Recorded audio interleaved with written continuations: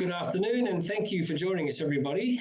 We have here today the CEO of Metro Mining and the CFO, Nathan Quinlin, and CEO is Simon Wensley, of course, to walk us through the December quarterly and give us an outlook on progress at the operation in North Queensland. I'm going to hand it over now to Simon Wensley to take over. Thank you.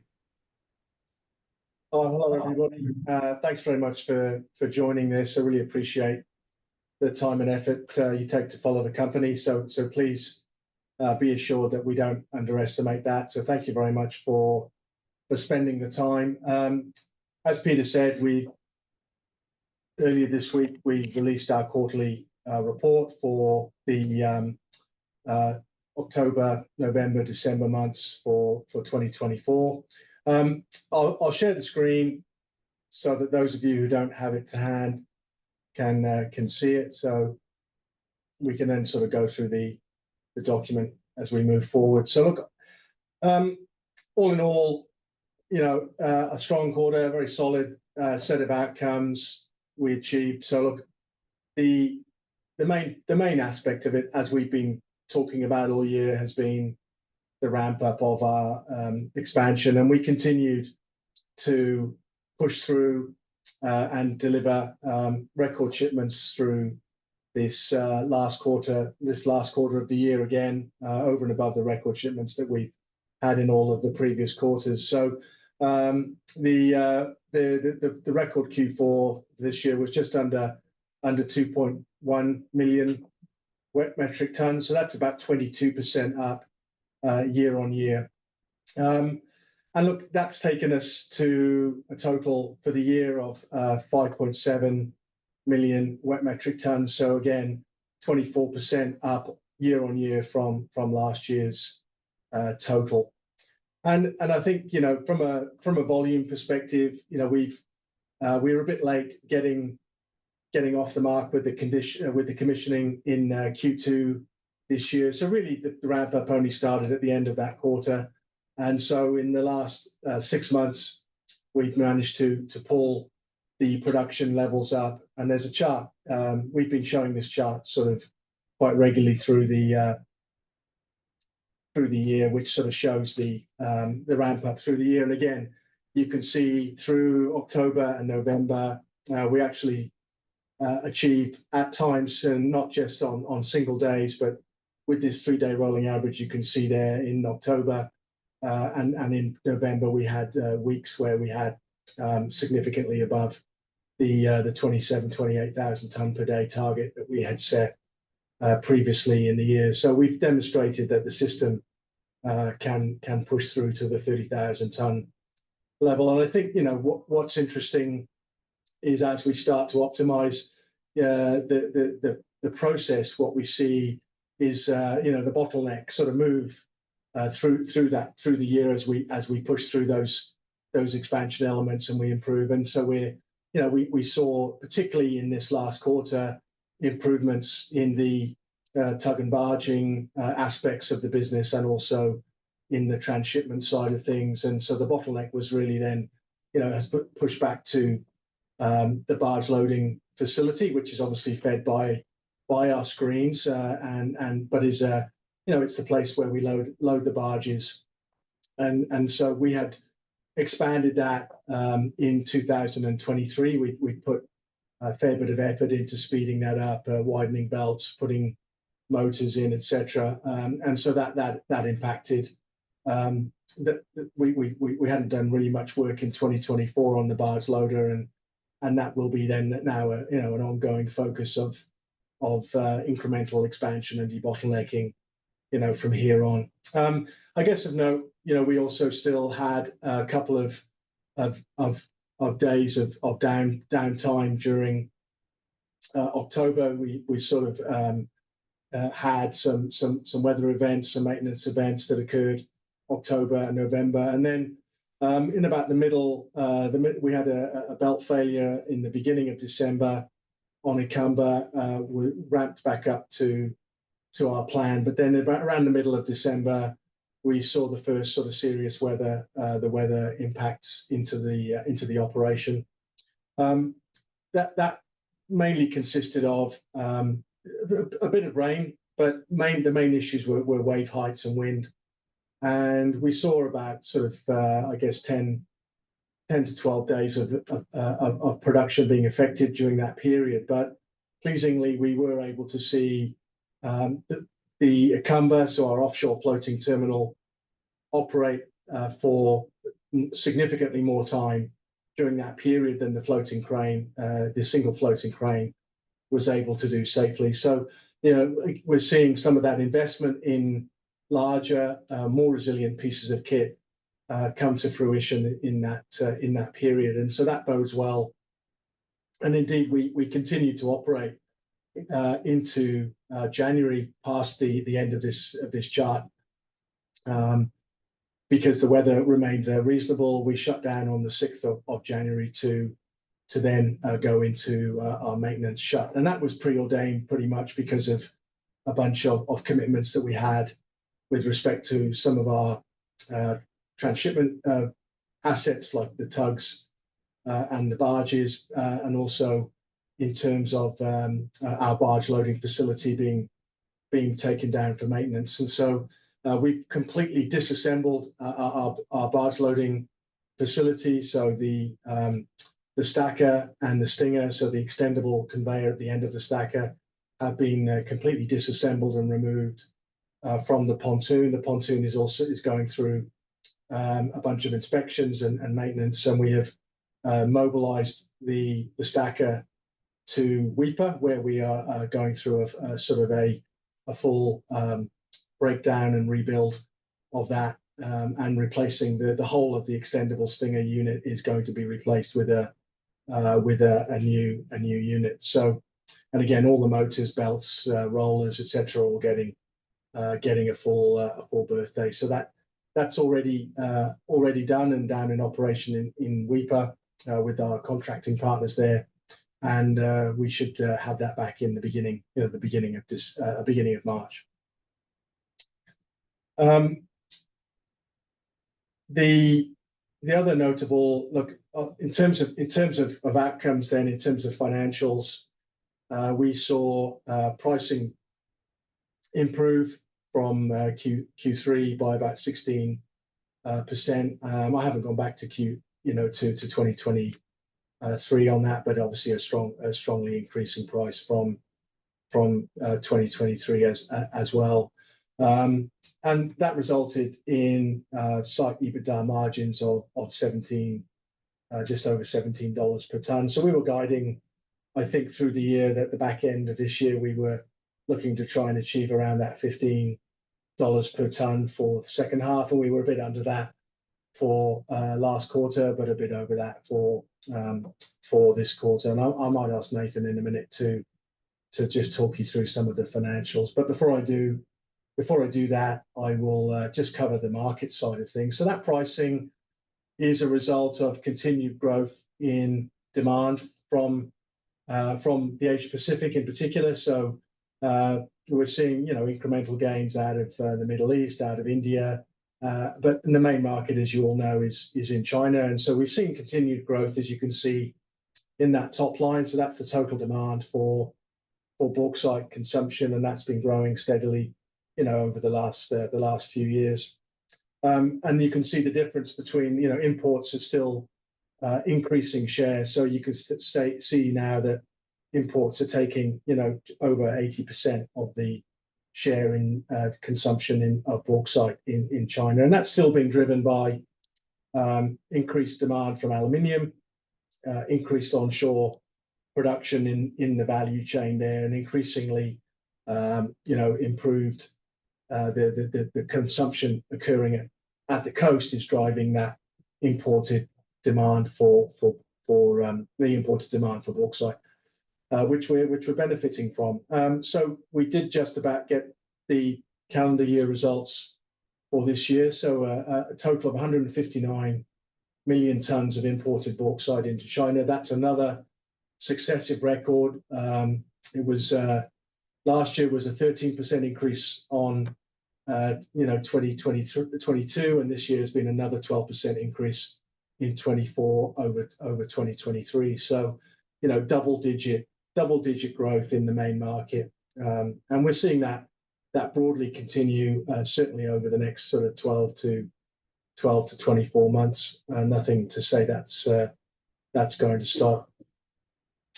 The market for alumina, so our customers, our bauxite goes into alumina refineries, and you can see at the back end of last year that price started to rise, through the end of 2023, and then all the way through 2024, we saw sort of steadily increasing pricing, and then in that sort of last quarter of the year, we started to see even more tightness. Some of that was demand driven, but also there were some supply issues in that, both from Australian alumina refineries, from Brazilian alumina refinery, and also domestic tightness in China due to bauxite constraints in China. So you saw quite rapidly the price for bauxite, for alumina rise. So when that our customers' price rises, then the demand for bauxite, that marginal ton of bauxite, becomes even more valuable to produce a very profitable ton of alumina. So you saw record prices for alumina in that sort of last quarter of last year. That then, as I said, that does drive the marginal ton of bauxite in terms of its demand. So this is the spot price, so sort of single cargo pricing from the CM Group for bauxite through since the beginning of 2023, and you can see steady rises through 2023 and through the bulk of 2024, and then again in that last quarter, so in that sort of October-November period and into December, sharp rises for both the Guinea price, which makes up a large amount of that spot volume, but also there were some price rises for the Australian cargoes as well, going up towards that sort of $100 per ton. So this chart extends pretty much up until the current, so I think this last week's price, and so we're seeing Guinea price at about 110 to 120, and the Aussie price at about 90 to 95 US dollars per ton delivered. So that is the spot. That's the spot price. Now, the Q4 price that's in our quarterly wasn't negotiated when these prices were around. So they were negotiated just before these prices came into effect, and so that was the result that you saw broadly flowing through into our Q4 pricing. But look, I think that shows obviously the contract prices are lower, when we're dealing with larger customers over quarterly periods. But it does suggest where the trend is going. It has come off a bit, as you can see, a little bit. Those prices rose very sharply and have just come off a little bit in the last sort of month or so. We'll be entering into the market to negotiate the Q2 2025 price in about a month's time. So we'll be looking at these indicator pricing, alumina price, alumina demand, bauxite price, caustic soda price, logistics cost, etc. These all factor into the negotiation for open volume. And this year we've got we're targeting 6.5 to 7 million tons of sales this year in production. So about 5.5 to 6, depending on the volume. 5.5 to 6 of that is open, depending on what our total volume looks like. So that's where we're at the moment. We did also during the quarter announce a number of new contract partners as part of or extended or new contracts and new partners. So Lube Chemicals signed an additional contract. Chalco, the largest aluminium and alumina producer in the world, has also become a substantial customer, and EGA, the Emirates Global Aluminium, who has a large refinery in Abu Dhabi, has also signed a contract for us for a number of cargoes. So that's a really, I think, good indication of customers' risk assessment of Metro and our ability to supply and the quality of our product, and also our financial strength, which has sort of obviously grown significantly over the last couple of years. So very, very pleased to have those very strong customers, and that's also in addition to our baseload customer, Jinfa, have been an amazing support to us over the last few years as we've been going through this turnaround and the expansion. So I might hand over to Nathan just to sort of talk us through the financial side of the business. Yeah, sure thing. Thanks, Simon.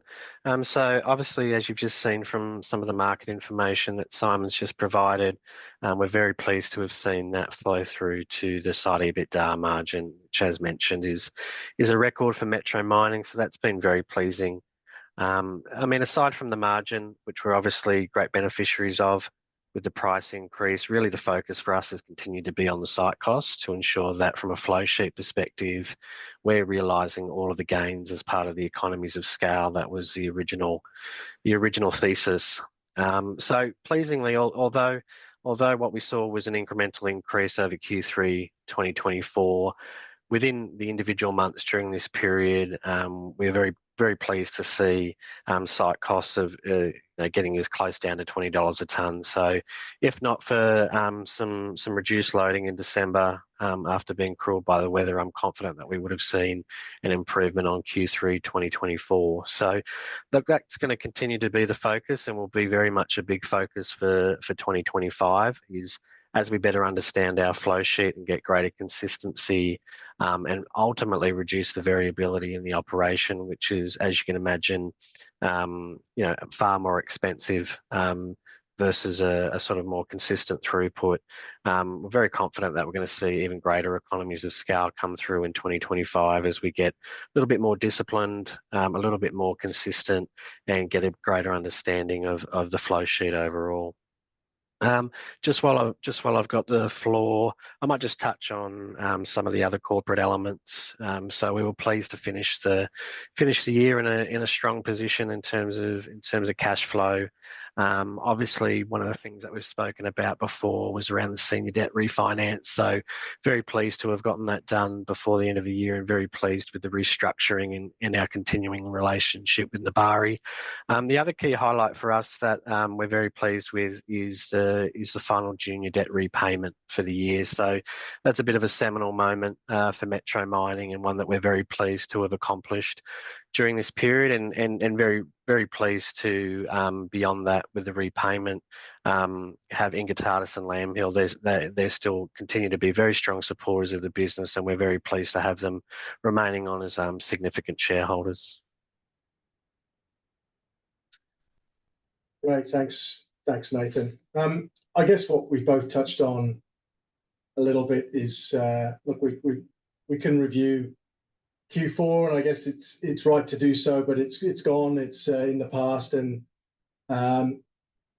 look, what I'm very pleased about, in Q4 particularly, was these elements that we've put in place now that really set Metro up. It's about, yes, we've got to deliver on sort of short-term outcomes, and there's always room for improvement there.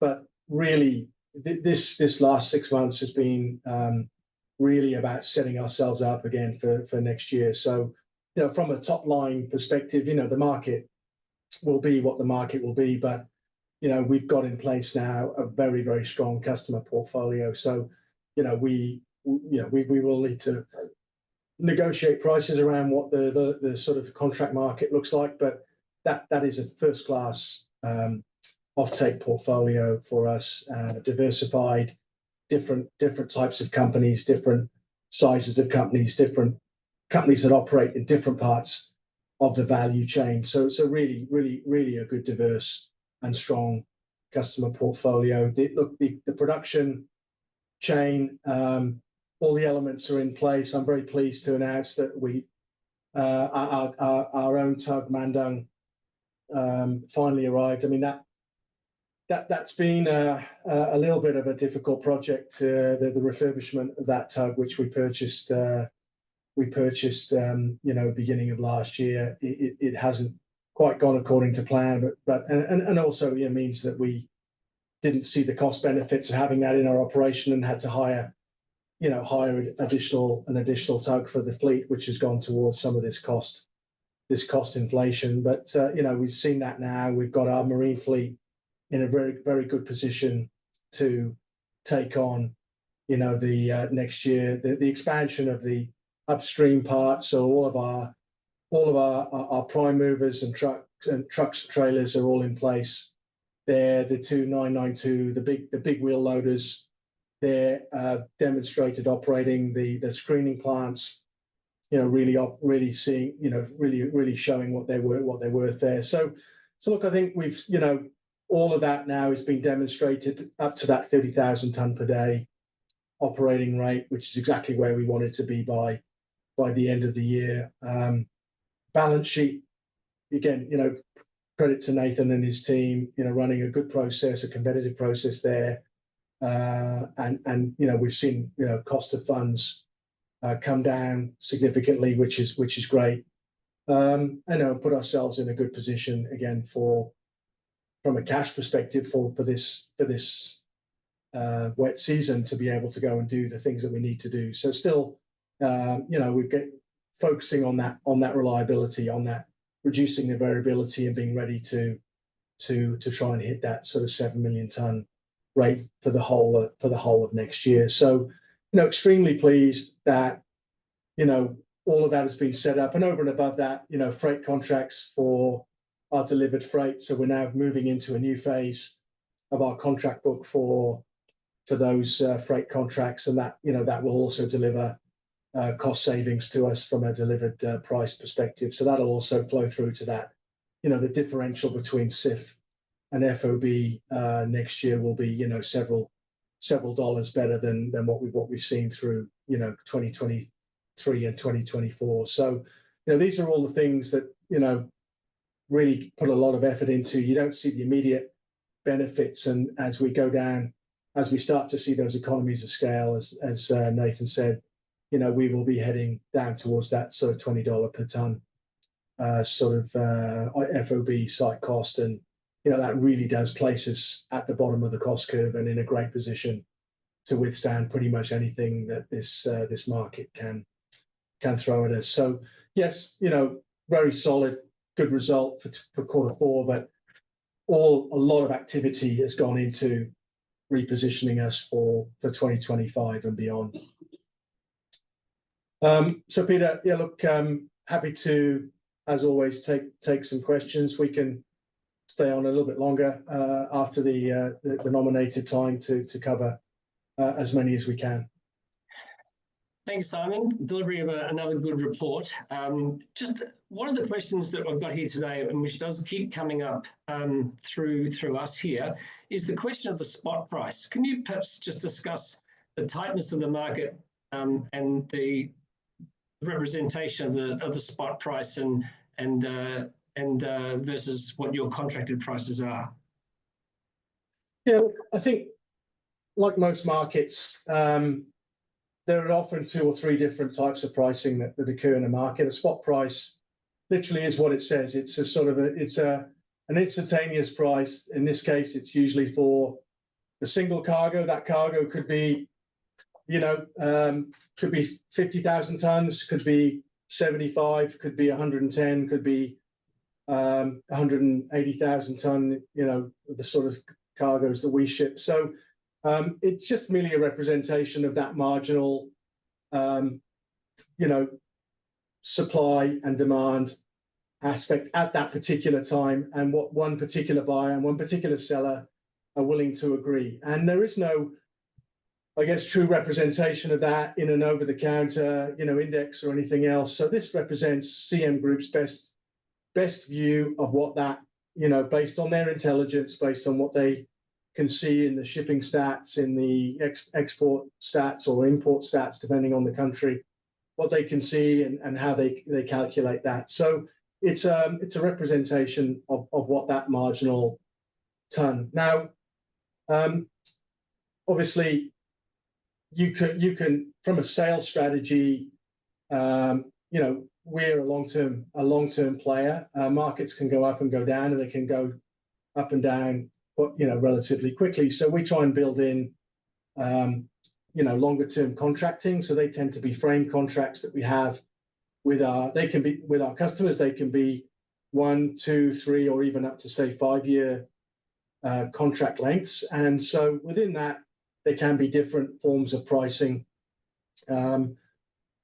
Consciously, I brought most of that contract pricing down to quarterly pricing over the last couple of years. That's been partly around the fact that I've suspected that prices were going to rise. I didn't quite expect them to go as fast and as high. I sort of expected them to go as high as this, but I thought it might take maybe 18 months or so to get there. It sort of happened, you know, over the last sort of 6 months relatively quickly. I'm not surprised by the level, given, you know, the demand in the market. I think the supply constraints that we're seeing, and the, you know, the structural cost of bringing more bauxite on and bringing projects on stream, and indeed the logistics costs of shipping, particularly Guinea product halfway around the world. So I'm not particularly surprised by the general level of the pricing. But when we negotiate,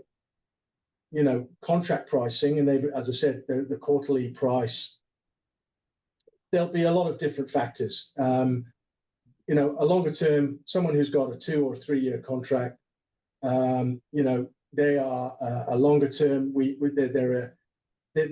won't be looking to experience the volatile highs, and by the same token, you know, we wouldn't be expected to take the volatile lows. And so there's a more, I guess, sustained level of pricing that goes into that, and it's based around a bunch of different factors. Like I said earlier, you know, the alumina price. So my customer's price, what are they selling their product for? Their product might be alumina, it might be aluminium, it might be downstream wheels, etc. You know, that would be, you know, part of the thinking. The caustic soda price, you know, the coal price, the energy price is generally coming into the manufacture of the product. What they can buy from competition, you know, from a product mix point of view.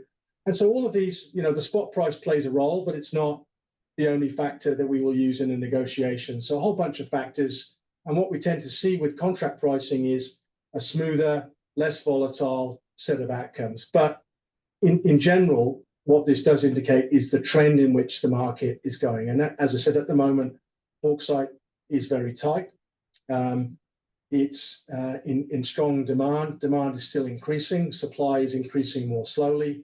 But there are other factors that are driving that on a daily, weekly basis. And so, you know, we will start to see, we will see this, if this price was to stay the same for the next, say, 3 to 6 months, then the majority of the spot price would then factor into the contract price. But it just takes some time for that to occur. But of course, during that time, prices may go higher or they may go lower. So look, I think that's sort of a long-winded explanation to say that contract and spot are not the same. There are more factors involved in a quarterly price negotiation. It is still a relatively short-term pricing period, but there are other factors that will go in that will moderate the volatility of that outcome. There are a few questions coming in here which are recorded. We'll get to all of them perhaps offline, but sticking to the quarterly theme, the freight charges seemed a little high. Would that be reflective of the external tug charges you had to bring in? It's more reflective, probably. So the majority of our freight contracts were fixed. We did, because of the we normally have to indicate our freight about a month in advance. So you can see that if you get a weather event that's unforeseeable, more than say a week in advance, it's very difficult to modify your structures. So there are, there are demurrage. So when we have to make a vessel wait, we have to pay the cost of that vessel while it waits, and so that factors into that difference between CIF and FOB. There are also other costs in here. So, for example, depending on as we move forward, some of our legacy contracts had relatively high penalties in them for missing grade. As we've expanded through this year, we've seen a few cargoes where, as we've ramped up, grade has been a bit of a casualty of us ramping up, and so we've seen some additional penalties in our contracts for that, $1 to $2 a ton maybe in some of those contracts. So you can see, that contains not the majority of it is freight, but most of our contracts have been relatively fixed for freight. So the volatility there has been mainly due to sort of other factors like demurrage costs and maybe penalties. Now, looking forward, as I said, our freight costs are going to drop by about $3 per ton as we move forward. So that'll factor into that differential there. And we've also taken the chance to renegotiate, as I said, with those contracts. And so the penalty rates and the target specifications will have all changed there. So I'm also expecting to see fewer penalties coming through in our contracts. That'll also be a function of us having a more stable, as you ramp up, things can be a little bit volatile, and we'll have a more stable production process for 2025 and beyond. And we've got a question here regarding your foreign exchange hedging. Looks like you've got about a month of it hedged. What is the strategy for hedging, and what will your foreign exchange hedging program look over calendar 25? I might start that question, the answer, and then get Nathan. I mean, I'll talk a bit more about history and strategy. So look, there was a period, obviously, when we took over the company, that margins were extremely, well, they were negative, frankly. And we were trying to, as we talked about a lot to investors, try to become a much more predictable company with a more predictable set of outcomes. And there was a period there, I can't quite remember exactly when it was, but we started to see exchange rates rising towards 80 cents. And that would have been catastrophic for, medium-term outcomes for margins as we were trying to recover the business. So we do need, in this period of the last couple of years where we've been trying to turn the company around, and then expand with the uncertainty that goes with expansion, try to create a more predictable set of outcomes, even if they may, in the aftermath and on reflection, have actually reduced on average what our margin might have been. At least it's been a more predictable outcome that we've been able to look at. And so hedging for us has been about creating a predictable outcome and not being able to suffer the volatilities of what had caused Metro to get into trouble, back in that early 2020 and 2021 period. And so that's been the objective of what we've been trying to do. So I might get Nathan then to answer more, in terms of what's in place and what we're doing now from here on. Yeah, sure. Thanks, Simon.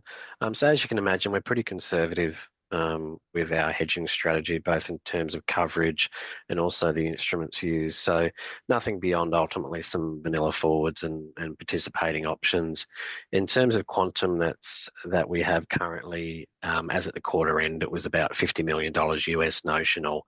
That $50 million represents probably about a quarter of what our total sort of net USD exposure would be over the period. So what that means for us is sort of 75% exposure remaining to obviously benefit from the improved rate. We'll start to, as we get closer to the season, start to lock away some base load hedging for both Q3 and Q4 at the respective forward rates at the time. But otherwise pleased to, with the balance between the risk management from a Q2 perspective, but also being in a position to ultimately start to average that down and benefit from the current rates. Thanks, Nathan. I'll probably keeping this question for you as well, given that we're looking at protecting margins and profits. One question is, we're curious of what the total tax losses are accumulated in the business and when do you expect to pay tax? Yeah, sure. Gross carry forward tax losses at the moment is about 260 million. That will obviously be trued up as part of our year-end reporting.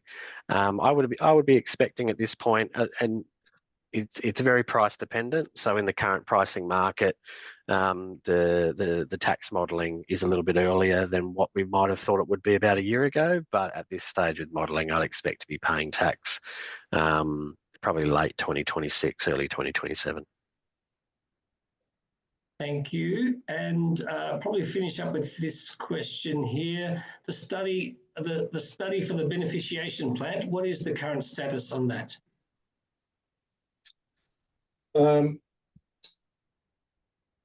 So we did a concept study a couple of years ago on what you might call a sort of traditional WEPA style beneficiation plant, and I guess there are several factors there. Obviously, capex, opex, approvals, particularly water and tailings. So these are things that not trivial project elements. And at this point, I suppose, so at that point, we decided that we would pause that work and we would be looking more towards trying to reshape our customer contracts to be more reflective of the longer term grade of our reserves. So we have managed to do that. So we are our now forward-looking contracts are much more reflective of the long-term grade in our reserves. So the urgent need for beneficiation is not there, and that allows us to keep things simple. It allows us to keep our costs down, etc. Now, I guess looking forward, as we do, one thing we're going to do this year is we did a bit of exploration work in Q4, which you'll note from the report. That was mainly in the, I guess, the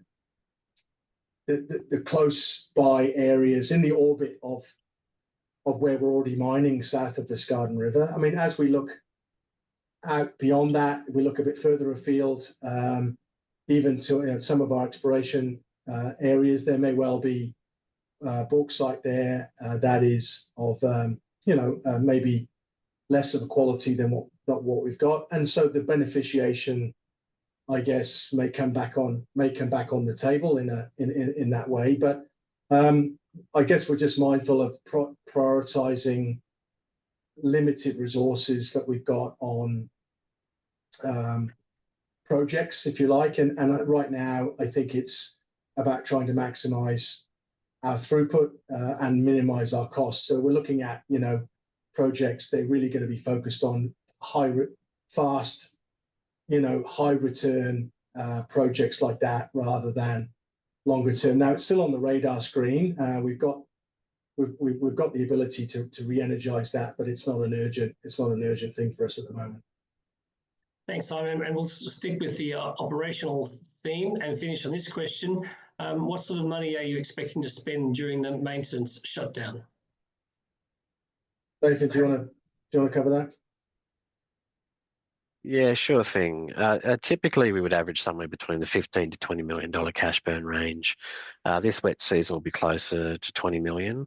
We're taking the opportunity to do a fair bit of maintenance work and essentially bring forward on what are ultimately the critical assets of the operation. So essentially campaigning some maintenance on the Acumba and the barge loading facility, which is going to stand us in good stead for 2025. Thank you, gentlemen. That concludes most of the questions here. I've copied them and we'll get back to everybody on anyone that we didn't get to in this session. But thanks for the report today, Simon and Nathan. And thank you to everybody who's attended today. We look forward to hearing from you very soon. Right. Okay. Thanks, everyone.